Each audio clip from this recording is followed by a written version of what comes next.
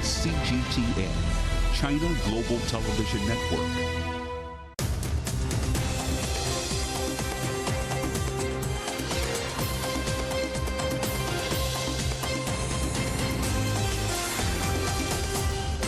Live from London, this is The World Today. Hello, I'm Jamie Owen. Welcome to the program. Our top stories: 70,000 ethnic Armenians have now left Nagorno-Karabakh as the self-declared government of the breakaway region says it'll cease to exist by January. Our other headlines: after years of fighting and division, can the EU reach a deal on migration reform? We'll be reporting live from Brussels. NATO's chief makes a surprise visit to Kyiv, saying Ukrainian troops are gaining ground against Russia. Moscow announces a 70% increase in military spending as President Putin meets Chechen leader Ramzan Kadyrov.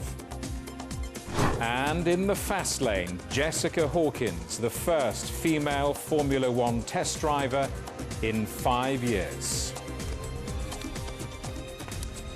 More than 70,000 ethnic Armenians have now fled their homes, and the region's leaders say it'll cease to exist by the end of this year. Armenia's Prime Minister says the exodus is an act of ethnic cleansing. He claims there'll be no Armenians left in the area. Our correspondent Yolo Abdavid reports on a growing humanitarian crisis. Armenians leaving their homes in the Nagorno-Karabakh region are creating a humanitarian headache for the authorities and aid agencies. Goris, just inside the Armenian border, is filling up. Young and old are arriving with whatever they can carry. Reports indicate that more than half of the reported 120,000 ethnic Armenians who lived in the enclave have left. The exodus of Armenians from Nagorno-Karabakh continues as the result of Azerbaijan's ethnic cleansing policy. Analysis of the situation shows that in the coming days there will be no Armenians left in Nagorno-Karabakh. This is an act of ethnic cleansing. This bitterness could be felt by many Armenians. Azerbaijan's authorities have released video footage of the Armenian separatist leader. It highlights the humiliating defeat of Armenian forces in the breakaway region. Ruben Vardanyan has been arrested and is charged with financing terrorism. In the calm of the Azeri capital Baku, some say Armenians can stay in the country if they respect the state law. They are leaving the country. They are leaving by themselves. Our country isn't making them leave. If they obey the rules and the constitution, they can stay. Russia's defense ministry says its soldiers have completed the evacuation of those injured in a fuel tank explosion. Armenian officials are still trying to find more than 100 people who are reported to be missing after the blast on Monday. At least 68 people are believed to have died. Back in Goris, other Armenians are arriving to assist where they can. I came from the city of Stavropol, where I saw what is happening here. I came to help my people however I can. I came to stand with my people and help them. He's a Russian citizen which has the world's largest Armenian diaspora. He now lives in the Crimean Peninsula, but felt compelled to come home. The Armenian government in Yerevan says it has prepared emergency housing for 40,000 people from Nagorno-Karabakh. But with more than 70,000 having already left the enclave, it may not be enough. Yolo Abdavid, CGTN. Ronald Sunny is the William H. Sewell Jr. Distinguished University Professor of History and Professor of Political Science at the University of Michigan. Professor, welcome. Good to see you. What impact might the dissolution have on the people who live there or lived there and governance in Nagorno-Karabakh? What you're watching is the end of a dream for them, an end of an experiment. Imagine an ethnic enclave of Armenians, of people who were historically Christian, living and trying to live through a principle of self-determination within an autocratic, despotic, Muslim, traditionally Muslim state, Azerbaijan. That experiment is over. Azerbaijan successfully is carrying out a policy of ethnic cleansing, and most Armenians, almost all, will leave and try to find refuge in Armenia or elsewhere in the world. What is the wider context of this? I mean, how will this latest development we're watching, how is it likely to affect the broader conflict in the region? It's an extraordinary shift. It's what the Germans call a Wendepunkt, a turning point, because the traditional hegemonic, dominant, great power in the South Caucasus and in this area has basically been, for the last 200 plus years, Russia. And yet, because of Russia's disastrous invasion and now war of attrition in Ukraine, it has basically had to withdraw from one of its most important kind of imperial borderlands.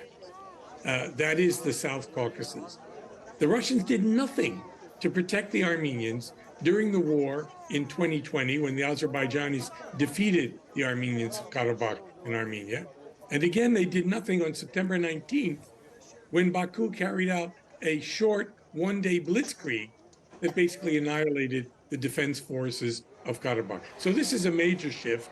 And Armenia, that little republic, is desperately looking for allies and is turned desperately toward the United States. But America's far away, and Azerbaijan and Turkey are right on its borders. Azerbaijan, of course, says it wants the Armenians to stay. Will the Armenia-Azerbaijan conflict perhaps have wider ramifications in terms of the global balance of power? I think it's already going to have that. That is, if Russia withdraws, and basically this is what's happening, then the dominant power in that area will be not just Azerbaijan, but Turkey. So Erdogan's Turkey is now increasing its clout in that area. And that puts at risk Iran, which is now somewhat antagonistic to Turkey. And Israel has also been involved. Israel has allied with Azerbaijan and supplied weapons against Armenia because it is so antagonistic to Iran. And again, what are the Americans going to do? They don't want greater Iranian influence. They're probably happy that Russians are out of there. But what role will they play? They're supposed to be great defenders of democracy against autocracy. Well, we have just witnessed a democracy, that is Karabakh, and a democratic state, that is Armenia, defeated at the hands of a despotic autocratic state, namely Azerbaijan, and no one came to Armenia or Karabakh's aid. Professor, good to see you. Professor Ronald Sunny from the University of Michigan. There's hope for an EU deal on migration after Germany said it will vote in favour of a compromise. European Union interior ministers are in Brussels trying to agree new migration rules to fairly distribute asylum seekers arriving at the borders. The meeting comes after Italy cracked down on migrants and Germany extended its border controls with Poland and the Czech Republic. Well, let's talk to our correspondent Alex Cadier, watching events for us in Brussels.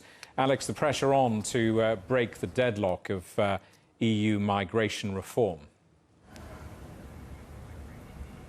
Yeah, Jamie, you're right about that. It's certainly a deal that's been haggled over and toiled over for months here in Brussels. Before the summer, there was a lot of relief and celebration. This was a deal that had been 8 years in the making. And of course, the European Union bases its decisions on consensus, on working together, on finding agreements. And as ever, there were disagreements on some of these issues. Now, let me give you two aspects, both of the contentious aspects of this deal. The first is a relocation scheme. Each EU member will be set to take a set number of migrants being relocated from the worst impacted countries like Greece and Italy, those frontline countries when it comes to migration arrivals. Now, Poland and Hungary vocally opposing that, saying that they were going to try and find legal action to work around that relocation scheme. Now, they called it forced relocation.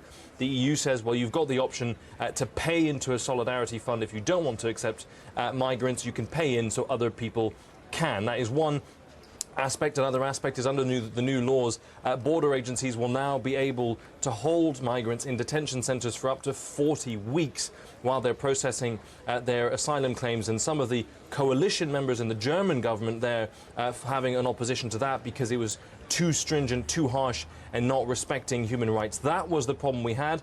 Now, that opposition from Germany lifted. That is crucial because a qualified majority vote is needed to see this through, but certainly close to a landmark moment for migration in the EU today. And let's just unpick this a little further. What exactly has been preventing the EU trying to reach some sort of consensus on migration rules? Well, those rules include stricter, harsher approaches by border agencies trying to deal with the influx of migrants trying to arrive into the European Union. Most notably, Italy had been pushing very, very hard, and we've seen in the last couple of months the island of Lampedusa was once again become a focus point for the Italian authorities. On some days, 8,500 people arriving on Italian territory just in that one island, and they want to be able to process migrants much faster, hold them for 40 weeks, as I said, if they need to process those asylum claims, but also send them back to other countries, notably Tunisia. And these deals have been opposed quite vocally by human rights activists looking at the issue of migration, and by members of the German coalition government. And that was the fundamental issue, is that the German government, without domestic agreement within that coalition, wouldn't have been able to support this deal. And without German agreement, it wouldn't have been able to go through at all. So that would have been the main opposition. That sounds like it's been unlocked. We'll find out in the next couple of hours. One other thing to look out for, Jamie, Poland has not said its last word. Now, it cannot veto this. It cannot block it single-handedly. It will most likely challenge it in court. It's also asking the Polish people to decide whether or not they support it on October 15th, and so we'll hear a lot more from Poland about this issue. Alex, thanks for that. Our correspondent Alex Cadier in Brussels. The US soldier Travis King has returned to Texas after being expelled by the Democratic People's Republic of Korea. In July, King ran over the border from South Korea to the DPRK. Pyongyang said King confessed that he entered the country illegally because of inhuman treatment and racism in the US military. China handed King over to United States custody on Wednesday. Germany has signed a deal with Israel to buy the Arrow 3 hypersonic missile system to upgrade Europe's air defenses. The deal is the biggest between the two countries and is worth more than $4 billion. The Israeli-developed system is designed to intercept ballistic missiles, and it's powerful enough to offer protective cover for neighboring EU states. China's Evergrande Group has confirmed that its chairman and founder, Hu Kaiyan, is under police surveillance. Shares in the group and its two subsidiaries have been suspended in Hong Kong. China Evergrande, the world's most indebted property developer, owes more than $300 billion and defaulted on some bond payments in 2021. Concerns have mounted as it's still unable to finalize a debt restructuring plan. You're watching CGTN. Still ahead, the fastest in Asia, Chinese swimmer Zhang Yufei has won the gold medal in women's 50 meters freestyle.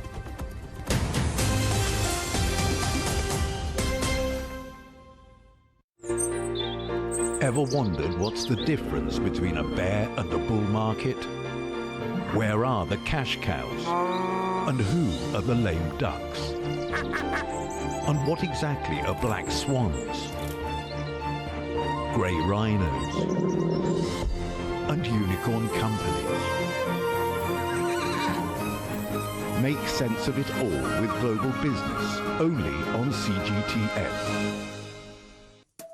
I think it should be more global cooperation. I would like to hear more the voice of the developing countries. Globalization has lifted more than 1 billion people out of poverty. The green transition has to happen. It's a necessity. Well, China and the United States are important powers in the world. What unites us is much more than what divides us. And I believe China is committed to this agenda. Join me, Juliet Mann, to set the agenda at these times every weekend on CGTN.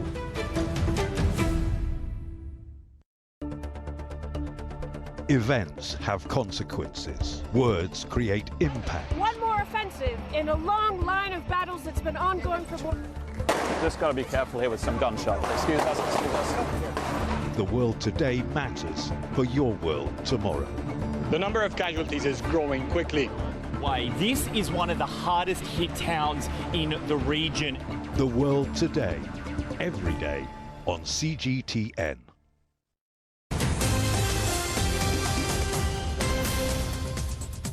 Hello, welcome back. A reminder of our top stories. 70,000 ethnic Armenians have now left Nagorno-Karabakh as the self-declared government of the breakaway region says it'll cease to exist by January. Our other headlines, there's hope for an EU deal on migration after Germany said it'll vote in favour of a compromise. NATO's Secretary-General, on a surprise trip to Kyiv, has said Ukrainian troops are gradually gaining ground in their offensive against Russia. Jens Stoltenberg was speaking alongside Volodymyr Zelensky after another night of Russian drone strikes targeting both central Ukraine and Mykolaiv and Odessa. Paying tribute to the country's ground troops, the NATO chief said member states had enough weapons to replenish their own stockpiles while also keeping up supplies to Kyiv. Today, your forces are moving forward. They face fierce fighting, but they are gradually gaining ground. Every meter that Ukrainian forces regains is a meter that Russia loses. Let's talk to our correspondent Megumi Lim in Kyiv. Megumi, the UK's Defence Minister is also in Kyiv. What can we read into these two high-profile visits? Well, indeed, it is always a morale boost whenever Western officials physically and personally come to Ukraine to visit and meet with President Zelensky and pledge more support for Kyiv, especially as we have seen some fatigue and divisions among some Western countries when it comes to continued support and funding for Ukraine. For example, in the United States, we have seen a decline in public support, and we're seeing Republican officials also voicing concerns over whether or not they should continue sending funds to Ukraine, and that Kyiv shouldn't be getting a blank check from the United States. And also there were reports that today German Chancellor Olaf Scholz blocked the transfer of Taurus long-range missiles to Ukraine, even though this has long been on Kyiv's wish list. He feared that there might be an escalation between Germany and Russia. And these two countries have long been one of the staunchest supporters of Ukraine throughout the war. So indeed, whenever Western officials visit Ukraine, it is a morale boost, but it is also a strong signal to Russia that there is indeed continued support from the West, even though Moscow is banking on the fizzling out of Western support. Now, British Defence Minister and NATO Secretary General Jens Stoltenberg did pledge continued support and emphasize that they will help Ukraine bolster its air defense systems. President Zelensky, in his meeting with Stoltenberg today, said that the coming winter months will be challenging as Russia is expected to target Ukraine's energy grid again, as they did so last year. And Jens Stoltenberg, in his meeting with Zelensky, also issued a strong statement of support, saying that basically thanking Ukraine for protecting democracy and freedom for all NATO allies. And he told Zelensky that your fight is our fight. We're doing everything to bring this closer. Ukraine is already securing the vast expanse of freedom that unites all NATO members. Ukraine's victory in this unprovoked and evil war that Russia unleashed is guaranteed to ensure long-term security and peace, not only for our country, but also for the entire continent. Megumi, what more can you tell us about these drone strikes that again seem to be targeting the southern ports? That's right. Russia again launched dozens of Iranian-made Shahed drones overnight, targeting Ukrainian ports in the south of Ukraine. This is including Odessa. This is the third time in 4 nights that Odessa has come under attack. Now, compared to previous times, there were no reports of casualties. The Ukrainian military said that it had shot down 34 out of the 44 drones that were launched by Russia. And the governor of the Odessa region said that the air defense system had worked really well last night. Now, it's quite clear that Russia is continuing to try to cripple Ukraine's ability to export its food products and grain after it backed out of the grain deal, Black Sea grain deal in July, and also especially after Ukraine has been trying to establish a new route on the Black Sea to continue to try to export its grain. And so far, 3 cargo ships have successfully and safely sailed through this new route. And perhaps it could be that Russia is retaliating after these developments as they try to continue to choke off Ukrainian food product exports. Megumi, thank you for that. Our correspondent Megumi Lim in Ukraine. Russia has announced a 70% boost in military spending next year as it continues its offensive in Ukraine. Total defense spending will exceed $110 billion, equivalent to 6% of Russia's GDP. Meanwhile, President Putin has been holding talks with the Chechen leader Ramzan Kadyrov in Moscow. Kadyrov pledged what he called 100% support for Russia's military campaign in Ukraine, saying Chechen troops were fighting in good spirits. Well, President Putin also held talks with South Sudan's leader, Salva Kiir, who's in Moscow, as well as improved trade links with the oil-rich country. Putin's expected to discuss Russia's role in helping broker an end to the conflict in Sudan. Ahead of this trip, South Sudan said it was confident Moscow had a role in supporting the implementation of a peace agreement with Sudan.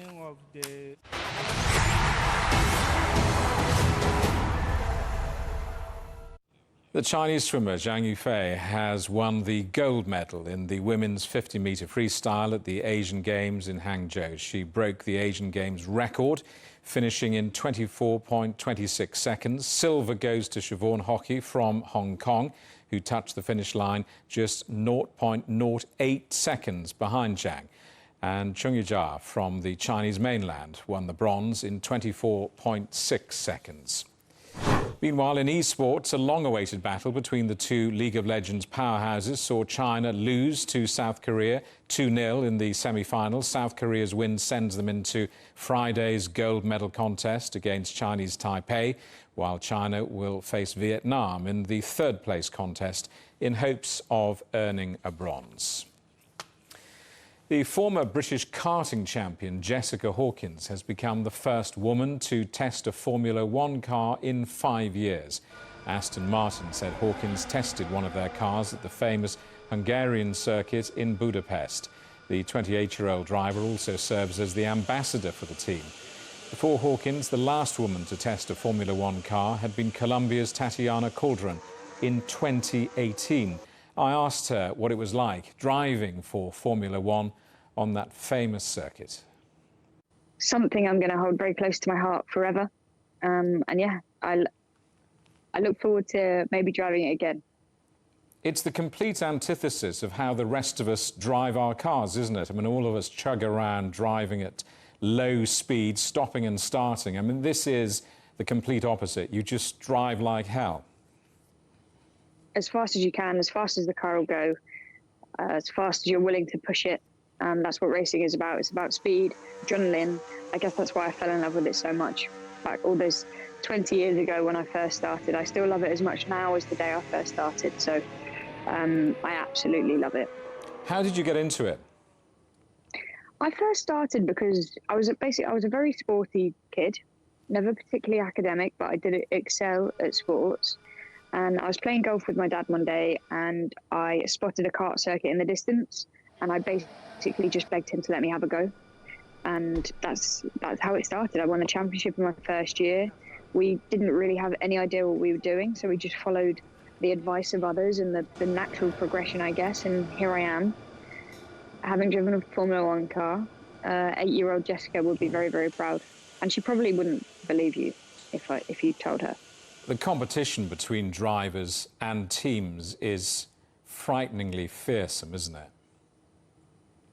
It's a large group of very, very, very competitive people, and we're all here to win. That's why we turn up. I don't think that you would be involved in Formula One if you didn't absolutely love it, because it's a lot of time away from home. There are lots of sacrifices that go into the world of Formula One, but we do it because we love it, and we don't see it as a sacrifice, and we turn up to win races. Now, it's an extraordinary question to still have to ask in the 21st century, but I mean, it is extraordinary that you're the first woman, I think, in 5 years to test a Formula One car. I mean, why is there still a problem in this sport? Why aren't women on equal footing as the men? What's going on?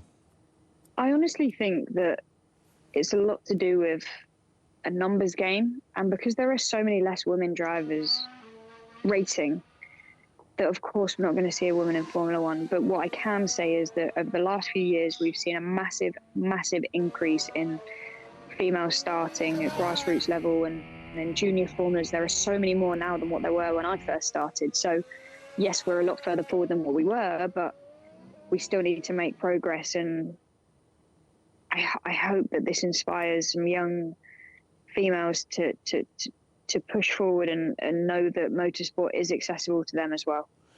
Well, of course, here's something else to inspire all of those young female drivers. I mean, tell us about this all-female F1 Academy series, and what's your role going to be? So, it's a women-only series. I think it was kick-started by W Series a few years ago, which unfortunately has now ended, but we do have the new F1 Academy. It's been running this year. It's been fantastic. Next year, it's bigger and better. Every Formula One team has a team within F1 Academy. I will be working closely with our female and our driver, which I'm very excited for. I'm proud to be a part of that and proud to be putting our efforts into that. China's Mid-Autumn, or Moon Festival, has its origins in harvest celebrations. It's a traditional occasion for family reunions in China and, of course, Chinese all around the world. Accompanied by full moon, Mid-Autumn Festival falls on the 15th day of the 8th month in China's lunar calendar. The term Mid-Autumn, or Zhongqiu, first appeared as an inscription on oracle bones 3,000 years ago. Widespread celebrations began in the 8th century, both in the imperial court and among common farmers. Over the centuries, people have developed various customs, from worshipping the moon to eating mooncakes, as well as lighting up lanterns and drinking sweet Osmanthus wine with wishes for good harvest and a happy life. In 2006, China's State Council listed it in the first batch of National Intangible Cultural Heritage, and it's become a statutory holiday on the Chinese mainland since 2008.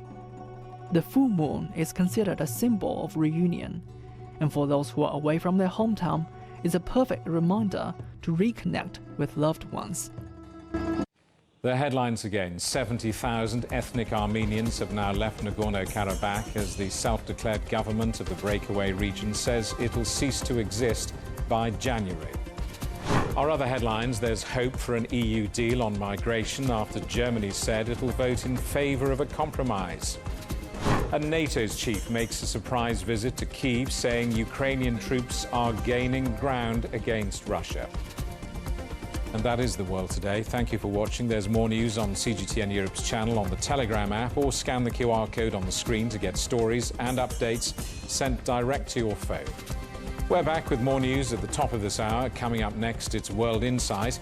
For now, from all of the team in London, it's goodbye.